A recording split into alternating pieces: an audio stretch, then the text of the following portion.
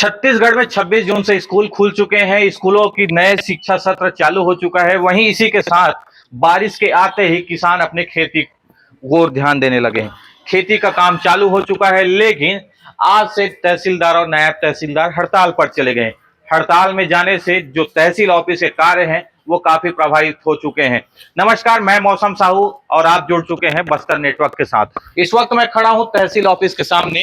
ये तहसील कार्यालय है कांकेर का, जहां हम पहुंचे हुए हैं ये देखने के लिए कि आखिर काम किस तरीके से प्रभावित हुआ है। तो हम सबसे पहले यहाँ पहुंचे हैं तो एक नोटिस बोर्ड यहाँ पर लगा हुआ है, जिसको हम दिखाना चाहेंगे कि ये नोटिस बोर्ड दीवार पर लगा हुआ है, जिसमें ये बताया गया है कि पीठासीन अधिकारी हड़ताल पर जाने से निम्नांकित प्रकरणों की पेशी जो है वो बढ़ाई गई है। ये पेशी लगभग 10/7 से 5/8 तक बढ़ाई गई है और वहीं 12/7 की पेशी 7/8 तक बढ़ाई गई है।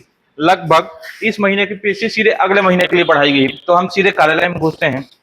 जो न्यायालय परिसर है वहां अगर हम आते हैं तो ये न्यायालय परिसर है। यहीं पर बैठकर जो तहसीलदार हैं वो अपने राजस्व प्रकरणों का निपटारा करते हैं। तो राजस्व प्रकरण जो है लगभग एक दिन में कितने प्रकरण होते हैं उसके बारे में जानने के लिए हम यहाँ हमारे पास उपस्थित है कंप्यूटर जो ऑपरेटर है वो है। सबसे पहले अपना परिचय बताएंगे आप। अशोक कुमार वट्टी, सहायक ग्रेड 2। अच्छा, ये बताइए कि एक दिन में यहाँ जो राजस्व प्रकरण रहते हैं कितना निपटारा हो जाता है? लगभग 12 से 15। एक दिन में 12 से 15 निपटारा होता है, तो 3 दिन में लगभग कितने प्रभावित होंगे? 12, 24, 36, वही 50 मान के चला।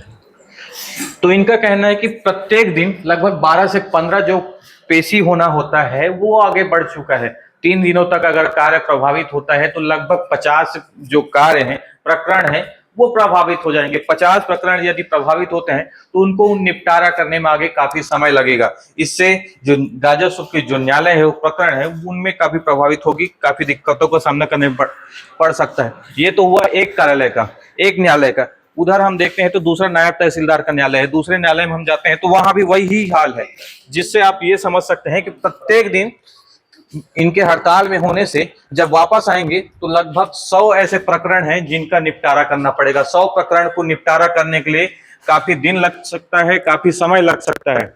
ये नायब तहसीलदार का न्यायालय है जहां वो बैठते हैं और अपने काम का निपटारा करते हैं। वहीं हम इस ओर दिखाएंगे कि ये लोक सेवा केंद्र है। लोक सेवा केंद्र में आय जाति निवास ऐसे सारे प्रकरण जो है वो यहाँ पर होते हैं। नए जो आय जाति निवास बनाए जाते हैं वो यहीं से बनाए जाते हैं। यहाँ पर फॉर्म डाला जाता है। फॉर्म डालने के बाद वो लगभग प्रत्येक दिन कितने आय जाति बनते हैं उससे हम जानना चाहेंगे। भैया अपना परिचय बताएंगे। मेरा नाम विक्रम सिंह पटेल है, मैं लोक सेवा केंद्र ऑपरेटर हूँ। अच्छा, ये बताएंगे कि ये तहसील कार्यालय है, प्रत्येक दिन लगभग कितना आय जाति निवास बन जाता हो? बनने का तो नहीं बता सकता सर, बाकी अपने पास जो आवेदन आता है लगभग एक दिन में 30-25 ऐसा आता है। तो प्रत्येक दिन 30-35 आता है, तो लगभग कितना प्रभावित हो सकता है कार्य? अब इसके बारे में तो नहीं बता सकता सर। सर नहीं आए हैं तो आय जाति बनेगा, नहीं बन पाएगा? अब वो उनके आने के बाद ही है बनने का। निश्चित ही इनका कहना यह है कि लगभग प्रत्येक दिन 30 आय जाति निवास बन जाता है।